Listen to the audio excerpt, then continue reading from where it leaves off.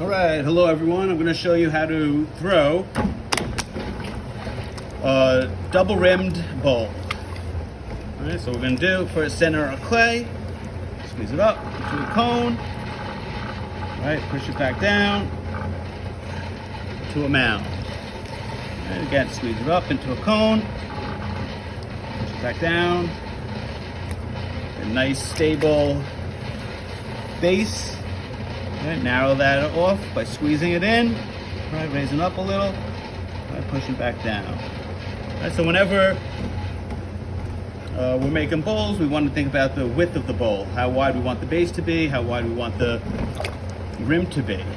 Okay, so I'm going to hollow, right, opening and hollowing the interior. All right, I'm going to leave the base a little thick so I can put a nice high foot on this. Right, I'm going to stretch my base open, right, pulling it towards me. All right, now I'm going to go back and compress my base a few times to make sure it's nice and strong. Right, if you don't compress your base, sometimes you may wind up with some splitting if it's not trimmed correctly. Right, you always want to just make sure it's nice and strong, nice compressed even base, especially when it's wider. Right, now I'm going to come in, right, compress my walls, make my wall nice and even. Okay, and I'm going to begin to pull, right, that bottom ridge gradually upward. All right, leaving my rim a little thicker. Okay, so at this point the wall is about an even thickness throughout. All right, I'm going to pull again from the base, right, squeezing, squeezing, squeezing, squeezing, and I'm going to stop squeezing over here. I'm just going to follow through, leave this top ridge intact, compress at the rim, right, support on two sides, right, with your thumb and index finger, push down. I like to use my sponge, right, to compress and push down, make my rim thicker, okay, at the top. All right, I'm going to go into my interior, right, again push on my base, all right, make it nice and even in here, and then begin to stretch it open. All right, so I like to stretch it open gradually with my fingers a few times, and then I'll go over, right, with the sponge and just support on the outside with my fingers. Okay. Now for split rim, right, after you have your bowl shape, right,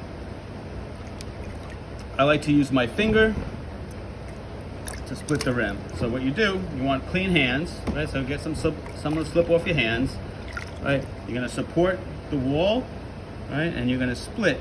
So I like to support the wall with my two middle fingers, right, and I like to split with one of my index fingers, right, followed by my other index finger on top to hold it steady. All right, my elbows are braced, right, my left elbow is braced on my hip so that it doesn't slide around. All right, so that's a basic split rim, where I'll go back, compress each lip with my sponge. Right, I may want to form this interior lip so it follows the contour shape of the interior of the bowl, right, and let this outer lip flare out a little bit. Okay, you could create really long split lips that you could create really interesting designs. Right, this is a very short, shallow split rim, right, but we'll get a nice design nevertheless. All right, so what we're going to do, again, support with two fingers, just like we did our scalloped rim bowl, right? And you're going to stretch, right, the interior one. All right, so for this, what I'm doing, right, rotate, right, directly across. And then I'm going to split this in half, like an X, right, to evenly divide my bowl, all right, to create a symmetrical pattern, right? So on these four, right, I'm pulling out. Now I'm going to divide these four, right, but I'm going to push in, right? So I'm going to swap my hands around. I'm going to work from this side, right? Right, support this area here. Yeah, let's see. Okay, so I'm using my index finger and my middle finger, right, to help support, right, keeping these areas higher, right, then this area becomes lower. Okay, now I'm going to do that over here as well, splitting these two. I'm using my index finger on the outside first, and then getting better leverage with my thumb. So push it down a little bit. All right, split these two. Okay, and it's amazing how much memory clay has. Right, at this stage, it's very pliable and elastic, right? So it's going to retain whatever shape you push it into, right? It is very fragile, so, you know, be mindful how much you push it, right? Don't overwork the clay. What I'm doing here now is just cleaning up, right? Cleaning up all my finger marks, any slip that may have stuck, right? And you want to do this right at this stage because it's very easy to clean up, right, and make it nice and even looking. Okay, keep your sponge clean. I like to say, a clean sponge is a happy sponge. All right, so there we go, a split rim design with scalloping, very flower-like surface.